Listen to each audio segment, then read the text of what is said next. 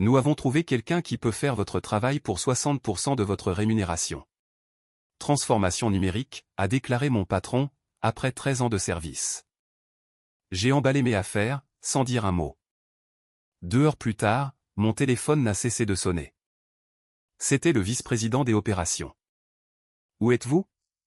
Nous avons la revue trimestrielle, et votre manager dit que vous êtes indisponible. Clifford m'a licencié jeudi, en souriant tout le long.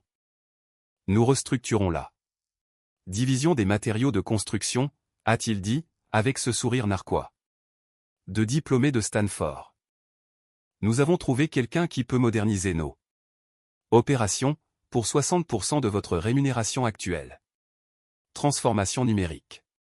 Vous comprenez? Je m'appelle Howard Brennan, et j'ai 49 ans.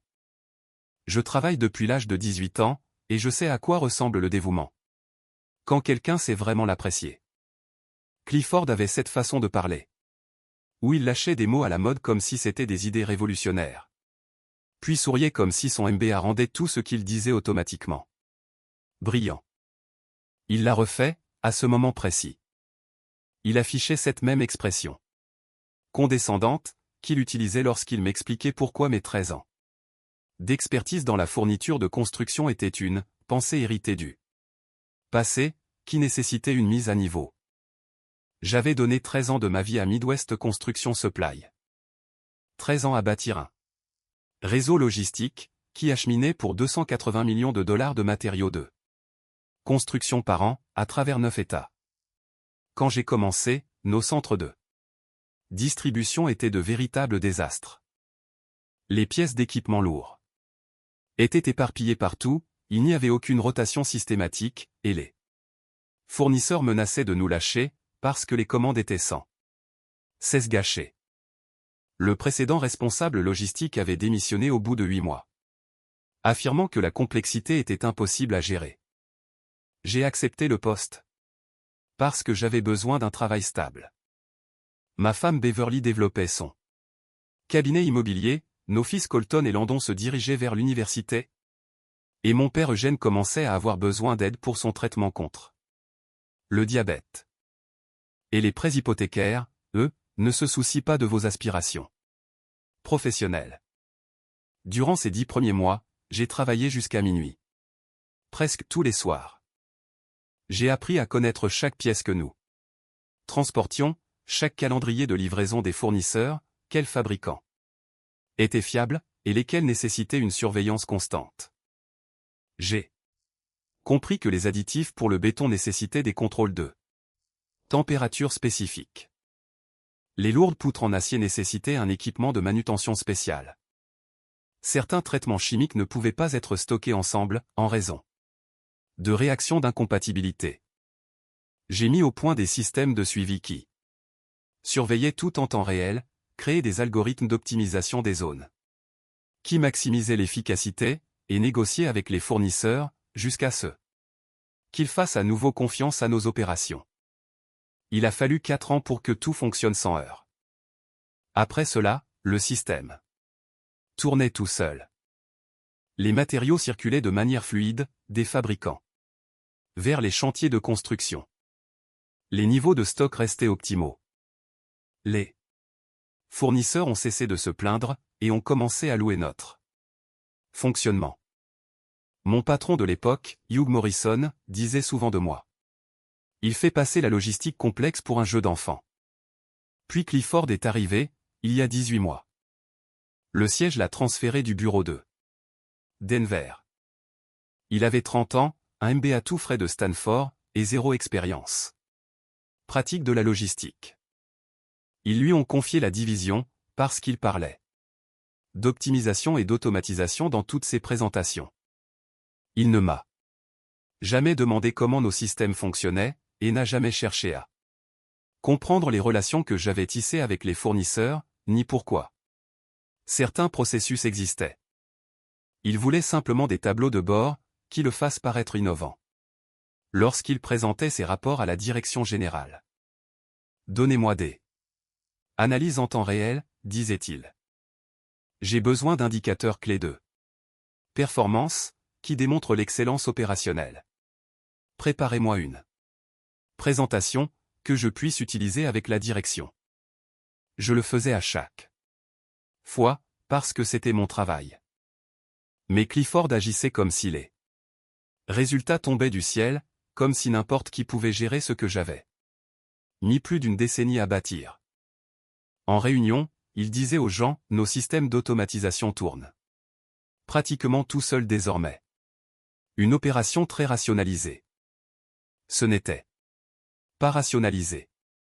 C'était 13 ans d'expertise déguisée en simplicité, parce que j'avais éliminé chaque inefficacité grâce à une expérience durement acquise. Clifford ne voyait rien de tout cela. Il voyait un salaire de 115 000 $ qu'il pouvait couper, en embauchant un gamin qui connaissait Excel et pensait que la logistique n'était que de la saisie de données. Nous avons déjà trouvé votre remplaçant, a-t-il poursuivi, toujours arborant ce sourire de diplômé. Il commence lundi. Vous avez jusqu'à la fin de la journée pour documenter vos processus, et assurer la transition des responsabilités. La transition vers qui, ai-je demandé? Vous avez dit qu'il commence lundi. Aujourd'hui, c'est jeudi. Rédiger un document de transfert de connaissances. Cela ne devrait pas prendre longtemps, puisque vous avez toujours souligné à quel point tout était systématique. Je n'avais jamais dit cela. C'est lui qui le disait, mais discuter ne changerait rien. Clifford avait déjà pris sa décision, probablement depuis des semaines. Cette conversation n'était qu'une formalité d'entreprise. Très bien, ai-je dit. Son sourire a vacillé. Il s'attendait probablement à ce que je me dispute avec lui, ou que je supplie pour obtenir une autre chance. Je ne lui ai pas donné cette satisfaction.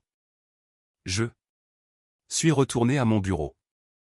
Ce n'était pas un grand espace, juste assez de place. Pour un bureau, quelques classeurs, et des étagères remplies de manuels de fournisseurs, de catalogues de pièces et de contrats de vente. 13 ans d'informations, qui ne pouvaient pas être documentées en un après-midi. Mais j'ai essayé.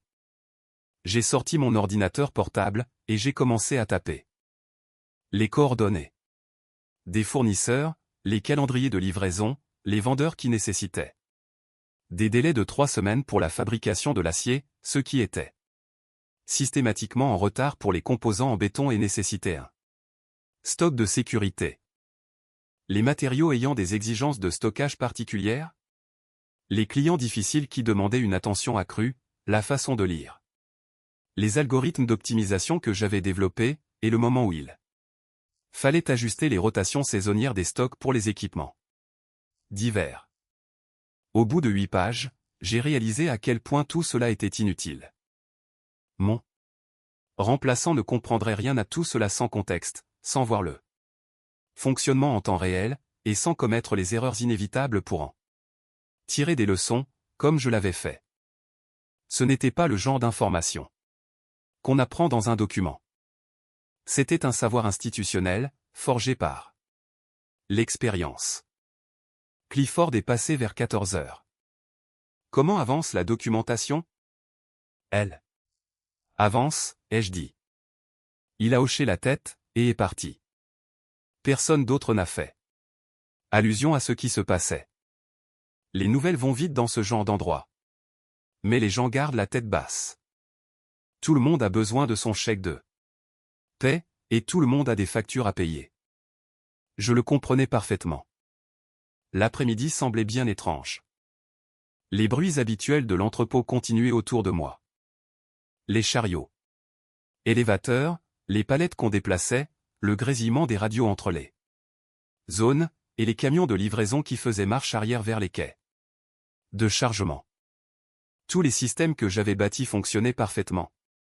Pendant que j'étais assis là, à rédiger leur avis de décès. Vers 16 heures, j'ai fini d'écrire ce que je pouvais. J'ai emballé mes affaires personnelles dans une boîte en carton.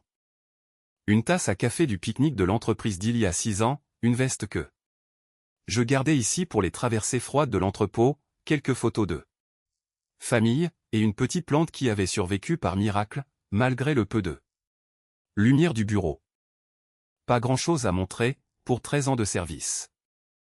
Ce soir-là, je suis resté assis dans mon camion dans notre allée, à regarder notre maison. Toutes les fenêtres étaient éclairées. Beverly devait être en train d'aider Colton pour ses devoirs d'ingénierie. Landon s'entraînait sûrement à la guitare dans sa chambre, et Eugène regardait les informations, probablement en somnolant dans son fauteuil. Un jeudi soir ordinaire, qui semblait soudain tout autre. Je ne leur avais pas encore dit. Je suis entré dans la cuisine, et j'ai trouvé Beverly occupée à corriger des contrats immobiliers sur la table de la salle à manger. Elle a levé les yeux, a souri, puis a remarqué mon expression. « Qu'est-ce qui ne va pas ?» a-t-elle demandé. Colton est arrivé du salon, son manuel de calcul sous le bras. Landon a suivi, tenant toujours sa guitare.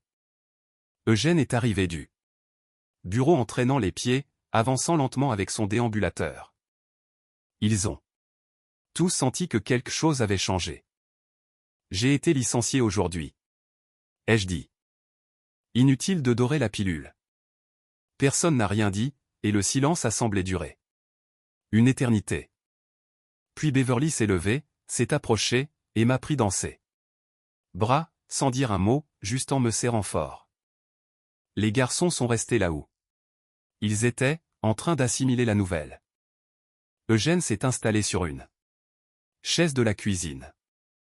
Que s'est-il passé, a demandé Beverly. Finalement, mon patron a décidé qu'il pouvait me remplacer par quelqu'un de moins cher.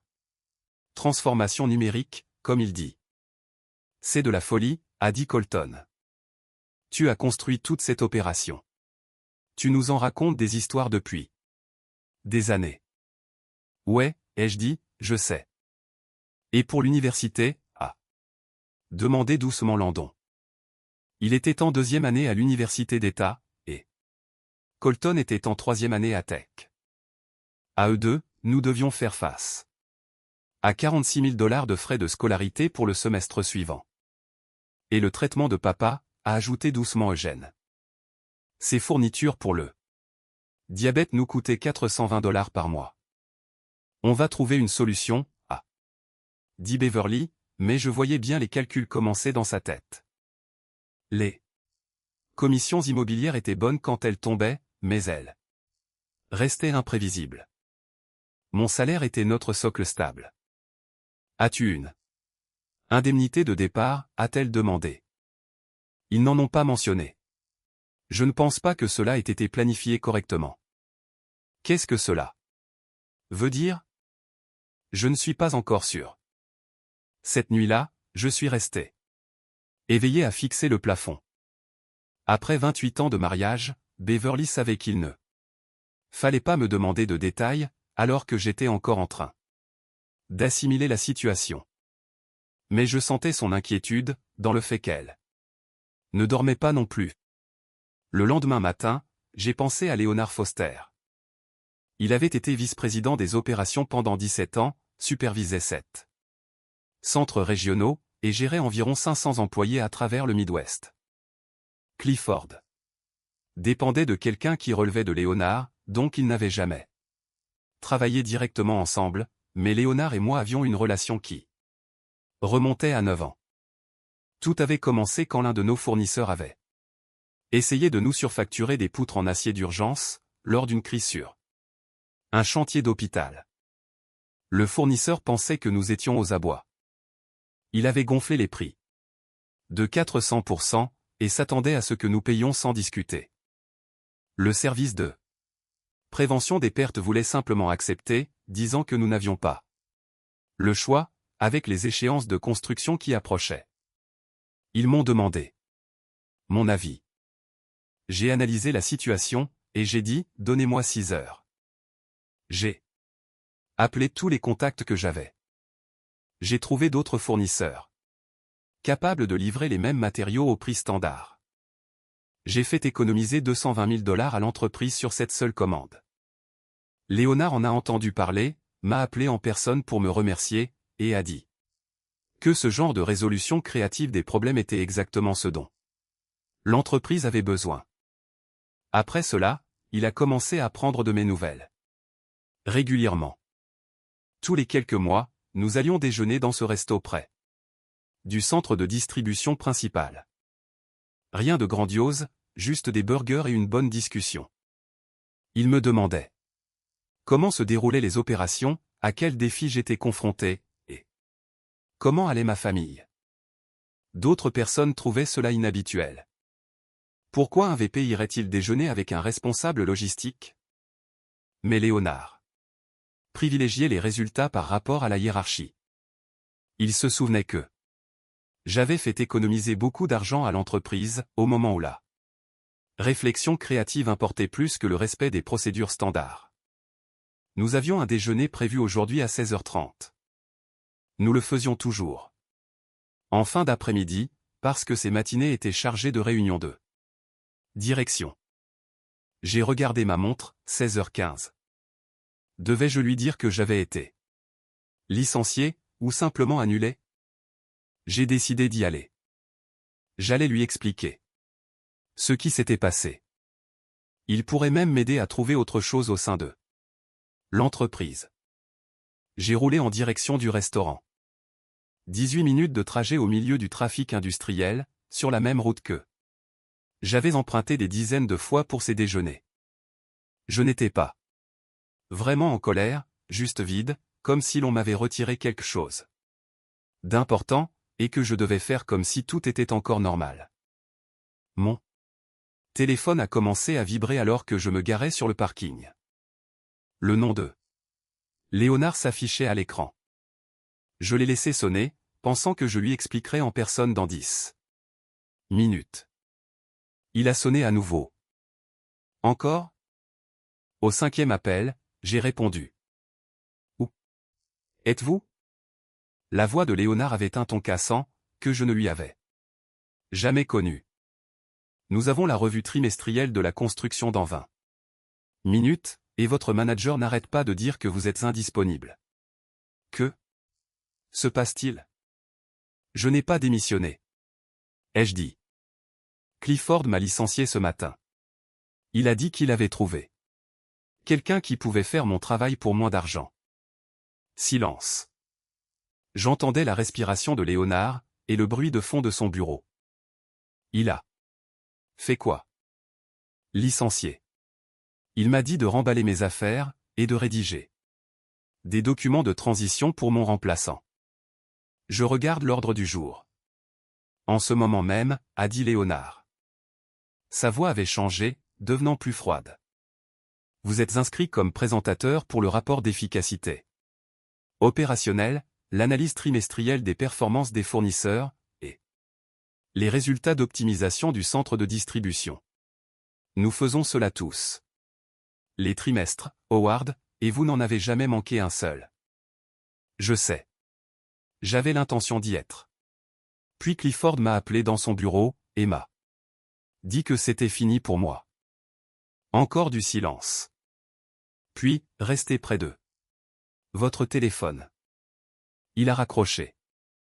Je suis resté assis dans mon camion, téléphone en main, à regarder les gens autour de moi vaquer à leur vendredi après-midi ordinaire. Prendre un café, rentrer plus tôt chez eux, mener des vies normales. Pour tous. Les autres, ce n'était qu'un jour de plus. Mon téléphone a vibré. Un SMS de Léonard, quelle est la ligne directe de votre manager? Je la lui ai envoyée. Puis j'ai attendu. 30 minutes ont passé. J'ai essayé de ne pas imaginer ce qui se passait. Léonard appelant Clifford. Clifford réalisant qu'il avait commis une erreur catastrophique. Mais que pouvait vraiment faire Léonard? Clifford faisait partie de la direction, et il avait le pouvoir d'embaucher et de licencier au sein de sa division. Mon téléphone a sonné. Numéro inconnu. Bonjour, Howard. C'est Patricia D. Ressources humaines. Je vous appelle au sujet d'un licenciement, qui a été traité aujourd'hui sous votre numéro d'employé. Pouvez-vous me confirmer que vous avez rencontré Clifford Palmer ce matin? Oui. Et il vous a informé de votre Licenciement, à effet immédiat. Oui. Vous a-t-il fourni des documents concernant vos indemnités ou les procédures de départ? Non. Il m'a juste dit de faire mes cartons et de rédiger des notes de transition. J'ai entendu le bruit d'un clavier. Beaucoup de frappes. Je vois. Et a-t-il invoqué des problèmes de performance? Ou des soucis disciplinaires? Il a dit qu'ils avaient trouvé quelqu'un de moins cher. La transformation numérique. Encore du bruit de frappe, plus long. Cette fois. Très bien, merci. Quelqu'un vous contactera sous peu. Elle a raccroché. J'ai ressenti quelque chose à ce moment-là. Pas tout à fait de l'espoir, mais quelque chose. 3 heures plus tard, Clifford a appelé. J'ai failli ne pas répondre, mais la curiosité l'a emporté. Howard. Sa voix semblait tendue, comme s'il forçait les mots. Il y a eu un malentendu. Nous avons besoin que vous reveniez immédiatement. Je n'ai rien dit. Il y a eu un problème de procédure avec les RH. Votre licenciement n'a pas été dûment autorisé par les voies hiérarchiques. Nous avons besoin que vous reveniez lundi matin. Qu'est-il arrivé à votre candidat à la transformation numérique? Ça a échoué. Écoutez, c'était une erreur administrative. Nous apprécions votre expertise, et vous êtes essentiel aux opérations. Essentiel. Il n'avait jamais utilisé ce mot à mon sujet auparavant, ni aucun mot suggérant que je comptais pour autre chose qu'un centre de coût remplaçable. Le VP a besoin des rapports logistiques trimestriels. A poursuivi Clifford, pour la revue de lundi. Vous avez toutes les données, et personne d'autre ne peut générer l'analyse dans les temps. Personne d'autre. Parce qu'il avait viré la seule personne qui comprenait réellement le fonctionnement. Je vais y réfléchir, ai-je dit. Howard, s'il vous plaît. J'ai besoin d'une réponse maintenant. Nous avons des obligations envers la direction. La revue trimestrielle est essentielle pour la planification régionale. Vous ne vous en souciez pas hier matin. J'ai fait une erreur de jugement. Mais nous pouvons réparer cela. Revenez, et nous discuterons d'un réajustement de votre rémunération, ainsi que de responsabilités supplémentaires. J'ai raccroché. Pour la première fois depuis hier matin, j'ai souri.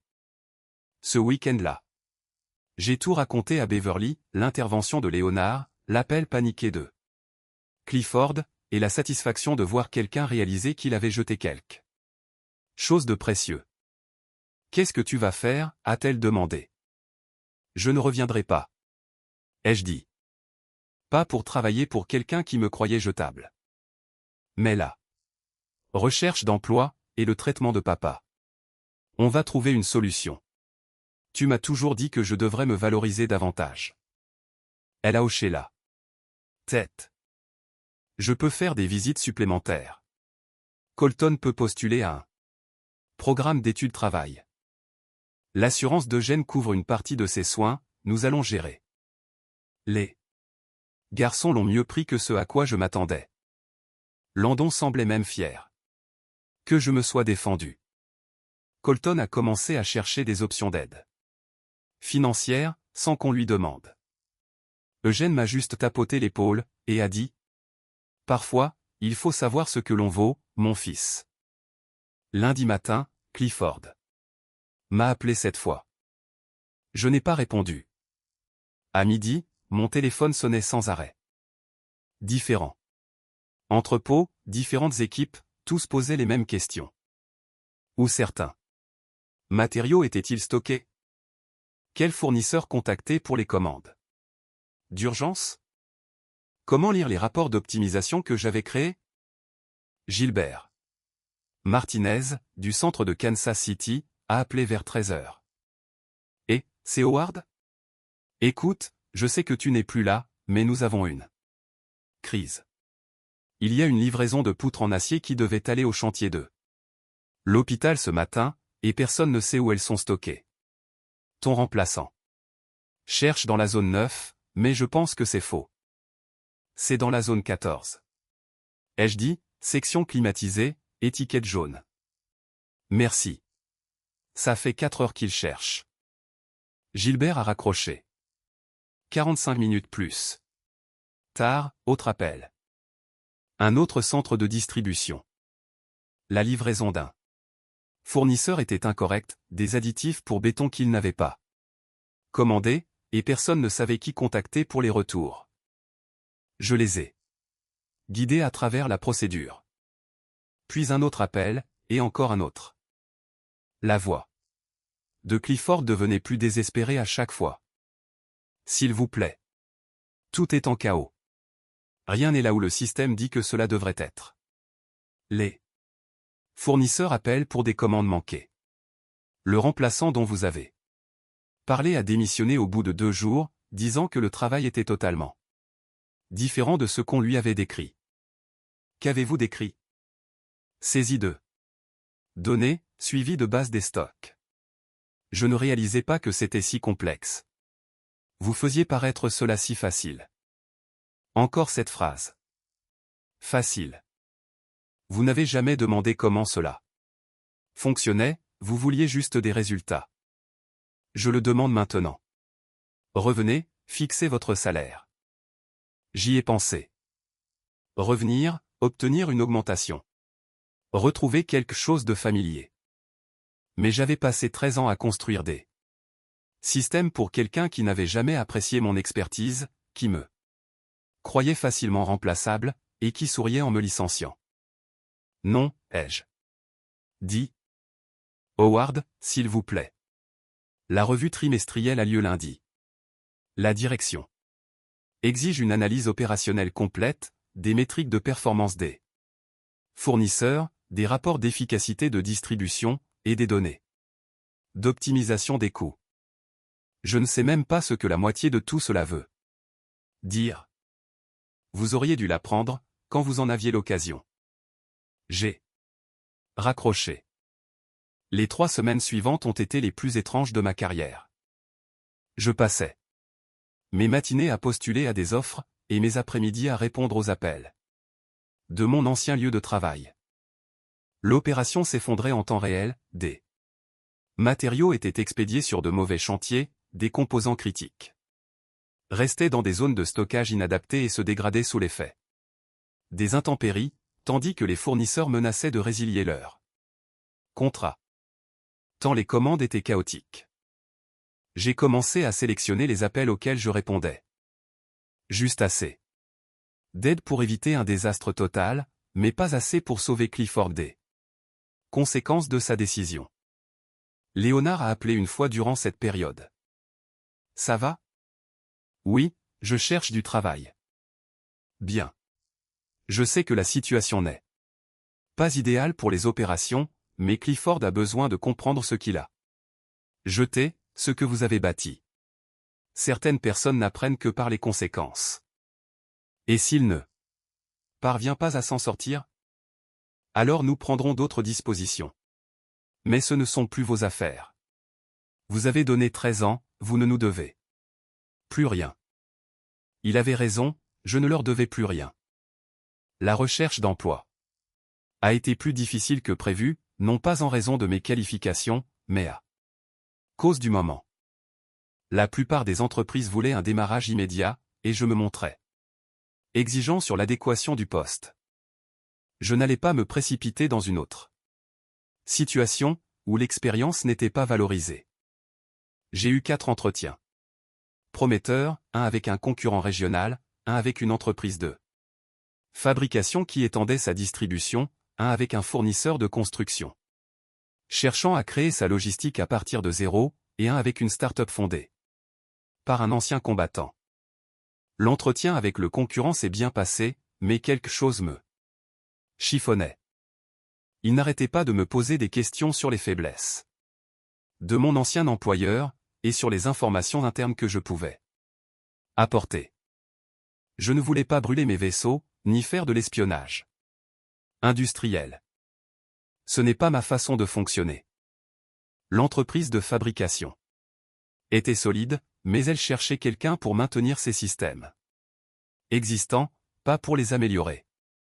Après 13 ans à construire, je voulais créer quelque chose de nouveau. Le fournisseur de matériaux était intéressant, mais il se trouvait à 3 heures de route. Déménager la famille n'était pas une option envisagée pour l'instant. Surtout avec les garçons à l'université. C'est l'entretien avec la start-up qui s'est le mieux déroulé. Margaret Lewis, la PDG, m'a fait visiter personnellement toute leur installation. L'entreprise était petite mais en forte croissance, avec des projets d'expansion dans tout le sud-ouest. Elle avait besoin de quelqu'un pour construire son réseau de distribution, à partir de zéro. Quel est votre calendrier? A-t-elle demandé. J'ai besoin que ce soit bien fait, ai-je dit, pas vite. Mais bien. Vous aurez des problèmes de croissance, des défis avec les fournisseurs, et des soucis d'intégration de système. Ce n'est pas quelque chose qu'on règle par l'automatisation. Cela exige de l'expérience. Margaret a hoché la tête. C'est exactement pour cela que nous vous voulons. Nous avons vu ce qui arrive, quand les entreprises pensent que la logistique n'est qu'une affaire de logiciel. Nous voulons bâtir des relations, pas seulement des systèmes. Durant ma 3e semaine de chômage, Beverly est rentrée d'une vente réussie, tout enthousiaste à propos de sa commission. Nous avons fêté cela au restaurant, pour la première fois depuis mon licenciement. Tu sembles différent, a-t-elle dit au dessert. Plus léger. Je me sens différent, comme si je ne me battais plus au quotidien dans une lutte perdue d'avance. Elle avait raison. Je portais un poids depuis des années, le poids d'être sous-évalué, de travailler plus dur pour prouver que je méritais de rester, et de faire briller quelqu'un d'autre tout en restant invisible. Moi-même. Ce poids avait disparu. Ce soir-là, Margaret m'a appelé pour me faire une offre, directeur de la logistique, 150 000 $ de salaire de base, plus une participation au capital. Une petite équipe au départ, mais avec un budget pour embaucher et développer au fur et à mesure. Quand avez-vous besoin d'une réponse, ai-je demandé. Prenez votre temps, nous voulons que vous soyez sûr. J'étais sûr. Mais j'ai pris le week-end quand même. J'en ai discuté avec Beverly, les garçons et Eugène. Tout le monde était d'accord pour dire que c'était la bonne décision. Lundi matin, j'ai rappelé. Margaret, c'est d'accord pour moi. Excellent. Quand pouvez-vous commencer? Dans 2 semaines. Parfait. Bienvenue à bord, Howard. Ce même matin, Clifford a appelé une dernière fois. J'ai laissé sonner vers le répondeur. Plus tard, j'ai écouté le message. Sa voix était résignée. Howard, je sais que vous avez probablement tourné la page. Je voulais juste vous dire que je suis désolé. Je n'avais pas compris ce que vous faisiez ici. Je pensais que c'était juste de la gestion de tableur. Je me suis trompé sur toute la ligne. Il a marqué une pause. Si jamais vous voulez faire du conseil, nous paierons tout ce que vous demanderez. Je sais que je ne peux pas effacer le passé, mais peut-être pouvons-nous trouver un arrangement. J'ai supprimé le message, et j'ai bloqué son numéro. Mon premier jour chez Southwest Construction Solutions a été bien différent. Margaret m'a accueilli en personne dans le hall, m'a fait faire le tour de tous les services, et m'a présenté à chaque membre de l'équipe. Pas d'orientation bâclée, pas de dépôt brutal à un bureau avec une pile de manuels. De quoi avez-vous besoin pour réussir ici, a-t-elle demandé. De temps? Ai-je dit, le temps d'apprendre vos produits, vos fournisseurs, et vos défis spécifiques. Bâtir des systèmes logistiques n'est pas instantané. Je sais, a dit Margaret, c'est exactement pour cela que nous vous avons embauché. Nous avons besoin de quelqu'un qui comprenne que cela demande une vraie expertise. L'opération était chaotique quand j'ai commencé, mais un chaos gérable. Des matériaux étaient éparpillés dans des espaces d'entreposage inadaptés, sans organisation systématique, et les fournisseurs étaient frustrés par des commandes inconstantes.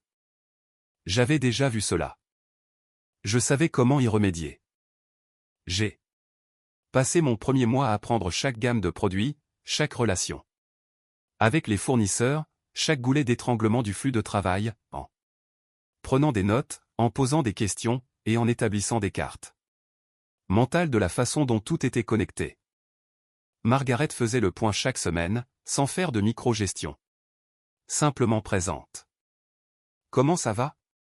Quels obstacles puis-je éliminer? 2. Quelles ressources avez-vous besoin? C'est à cela que ressemble une bonne direction, quelqu'un qui comprend que me aider les employés à réussir est la clé du succès des entreprises.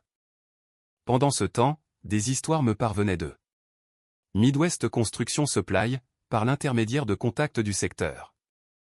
Léonard avait tenu parole. Clifford était désormais personnellement responsable de toutes les opérations logistiques, sans personnel de soutien, ni période de transition.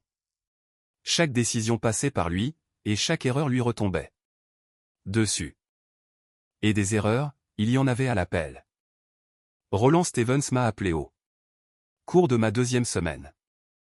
J'avais travaillé avec lui pendant 8 ans chez Midwest Construction Supply. Il fournissait des composants en acier spécialisé, du matériel de haute précision qui nécessitait une manipulation minutieuse. Ton ancienne entreprise n'arrête pas de rater les commandes, a-t-il dit, de mauvaises spécifications, de mauvais calendriers de livraison. J'ai essayé de travailler avec leur nouvelle direction, mais ce n'est plus la même chose. Y a-t-il une chance que ta nouvelle entreprise ait besoin de composants en acier? J'en ai parlé à Margaret. Elle était très intéressée. Nous avons élaboré un premier contrat, et Roland nous a transféré une partie de ses affaires. Puis Barry Walsh a appelé. Il fournissait des systèmes de béton à Midwest Construction Supply depuis 6 ans. Même histoire, même frustration face à leur nouveau chaos, et même intérêt à travailler avec ma nouvelle entreprise. En 4 mois, nous avions décroché des contrats avec 4 fournisseurs majeurs, qui travaillaient auparavant exclusivement avec Midwest Construction Supply. Non pas parce que je les avais démarchés, mais parce qu'ils appréciaient les partenariats fiables. Et ces partenariats s'étaient tissés avec moi. Personnellement, pas avec mon ancienne entreprise. Margaret était ravie. Vous nous avez apporté pour 8 millions de dollars de nouvelles relations avec des fournisseurs, a-t-elle dit, c'est un développement commercial incroyable. Je n'essayais rien de voler, ai-je dit. Je sais. C'est ce qui rend la chose si précieuse. Ce ne sont pas des appels à froid ou des arguments de vente. Ce sont des relations établies, qui choisissent de vous suivre. C'est le genre de réputation qu'on ne peut pas acheter. Environ 8 mois après mes débuts, Margaret m'a appelé dans son bureau. Nous nous développons. Et nous ouvrons un 2e site en Arizona. Je veux que vous supervisiez la logistique des 2 sites. Construisez le système de l'Arizona à partir de 0, et formez quelqu'un pour vous aider à gérer les 2 opérations. C'était une promotion, plus de responsabilité, plus d'argent, et plus de reconnaissance. Je suis partant. Ai-je dit. Vous ne voulez pas y réfléchir? J'y réfléchis depuis que je suis entré ici. C'est exactement ce que je veux faire. Construire le système du site d'Arizona a été profondément satisfaisant. Créer quelque chose à partir de rien, sachant que cela fonctionnerait, parce que je comprenais ce qui faisait réellement tourner les systèmes. J'ai embauché un assistant, Sean Peterson, 26 ans, jeune diplômé en ingénierie, désireux d'apprendre, et posant des questions pertinentes sur tout. Formé, Sean m'a rappelé ma propre formation 13 ans plus tôt.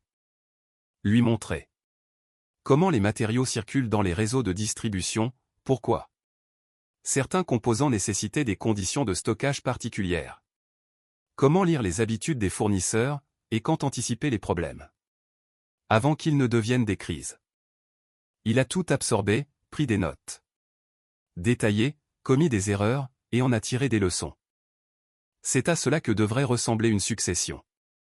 Pas licencier quelqu'un en espérant que le remplaçant débrouille l'affaire, mais construire délibérément le savoir, transmettre l'expertise, et créer des systèmes qui survivent au-delà d'une seule personne. Environ un an après mon licenciement, Lance Rodriguez m'a appelé. Je me souvenais de lui chez Midwest Construction Supply. Il travaillait à la réception dans la zone 7. Howard, c'est Lance Rodriguez. Je ne sais pas si vous vous souvenez de moi, mais je travaillais à la réception. Dans votre ancien travail. Je me souviens. Comment allez-vous? Ça va. Écoutez, je vous appelle parce que je quitte Midwest Construction la semaine prochaine. J'ai trouvé mieux, et je voulais vous remercier avant de partir. Me remercier de quoi? Vous ne vous en souvenez probablement pas, mais il y a 5 ans, j'ai fait une grosse erreur. J'ai mélangé 2 livraisons importantes, ce qui a coûté des milliers de dollars. Je pensais que j'allais être viré. Vous m'avez trouvé sur le quai de chargement, en train de paniquer. Totalement. Vous m'avez dit, les erreurs arrivent. On va régler ça. Vous êtes resté 4 heures après votre service, pour m'aider à tout trier. Vous n'avez jamais dit à personne que c'était ma faute. Et vous en avez pris la responsabilité dans le rapport d'incident. Je m'en souvenais vaguement. Cela m'avait semblé être la chose juste à faire. Lance était un bon travailleur, une seule erreur ne le définissait pas. Vous n'aviez pas besoin d'appeler, ai-je dit. Je devais le faire, parce que quand vous avez été licencié, j'ai eu mal au cœur. Nous étions tous malades. Vous aviez aidé tant d'entre nous, au fil des ans. Vous avez réglé nos problèmes, couvert nos erreurs, nous avez appris à faire les choses correctement, et l'entreprise vous a tout simplement jeté. Lance a marqué une pause. Je voulais que vous sachiez que nous l'avons remarqué. Nous en sommes souvenus. Et je ne suis pas le seul à être parti depuis. Beaucoup de gens sont partis, parce que s'ils pouvaient vous faire ça à vous, ils pouvaient le faire à n'importe qui. Vous nous avez montré à quoi ressemblait un bon leadership. Après que Lance a raccroché, je suis resté assis dans mon bureau, à réfléchir à ce qu'il venait de dire. Je n'avais jamais envisagé que mon licenciement ait pu affecter d'autres personnes, au-delà de la perte de mon propre emploi. Cela envoyait un message clair sur ce que la loyauté signifiait pour cette entreprise. En y repensant aujourd'hui, être licencié a été la meilleure chose qui pouvait m'arriver. J'étais trop bien installé chez Midwest Construction Supply. Pas heureux, pas épanoui, juste bien, dans la routine. J'y serais probablement resté encore 13 ans, à construire des systèmes pour des gens qui ne les appréciaient pas. Être viré m'a libéré. Ma famille a remarqué la différence. Immédiatement. Pas seulement pour le meilleur salaire, même si les 10 000 dollars supplémentaires ont grandement aidé pour l'université de Colton et Landon, ainsi que pour les frais médicaux de Jen, mais dans mon attitude, et dans mon niveau d'énergie. Tu ressembles à nouveau à toi-même, m'a dit Beverly un soir, comme si tu ne portais plus le jugement de quelqu'un d'autre sur tes épaules. Elle avait raison. Je portais un poids depuis des années. Le poids d'être sous-évalué, de travailler plus dur pour prouver que je méritais de rester, et de faire briller quelqu'un d'autre tout en restant moi-même invisible. Ce poids avait disparu. Il y a 6 mois, Margaret a approuvé mon budget pour 3 nouvelles embauches. Je construis les choses correctement, je construis pour durer. Je construis avec des gens qui comprennent que l'expérience compte, que les relations comptent, et que la loyauté va dans les 2 sens. Clifford m'a appris quelque chose de précieux, bien qu'il ne l'ait pas fait exprès, il m'a appris que lorsque quelqu'un vous montre qu'il ne valorise pas ce que vous apportez, il faut le croire. Ne gaspillez pas des années à essayer de prouver votre valeur à des gens qui ont déjà décidé que vous étiez consommable. L'expérience n'est pas seulement ce que vous savez, c'est aussi les relations que vous bâtissez, et la confiance que vous gagnez. Et tout cela vous suit, où que vous alliez. Peu importe qui essaie de vous remplacer par des alternatives moins chères, lorsque quelqu'un vous licencie avec le sourire, il ne met pas seulement fin à votre emploi, il lance votre véritable carrière. L'expérience franchit la porte avec vous, et tout le reste, ils doivent le reconstruire à partir de zéro.